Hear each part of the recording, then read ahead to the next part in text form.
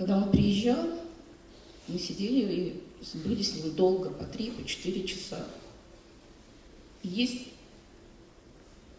те люди, те выпускники, к которым ты относишься именно с такими трепетами и любовью.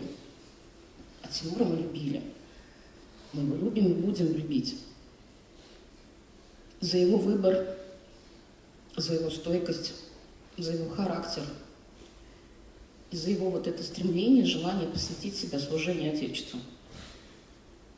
Это редко, когда делается выбор именно служения Отечеству. И выбирают его именно такие люди по характеру, как Тимур.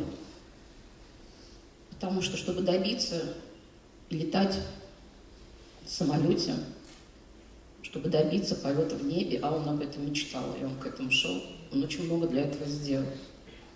И мы очень радовались за него, когда он поступил.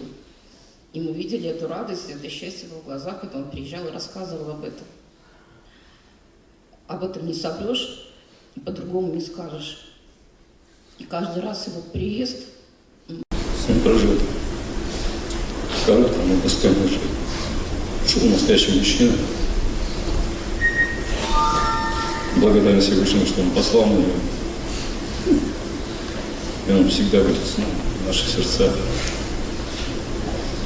Слава тебе, Тимур. У пилота был шанс спастись, но тогда самолет рухнул бы на населенный пункт и могли пострадать люди. Тимур Хисматуллин принял решение увести падающий лайнер и катапультироваться. При падении он сломал обе ноги и не смог выбраться из воды. За 9 дней до гибели ему исполнилось 27 лет. Похоронили его на кладбище номер 7 на Аллее Героев. Указом президента страны Владимира Путина за отвагу и самоотверженность он посмертно награжден Орденом Мужества.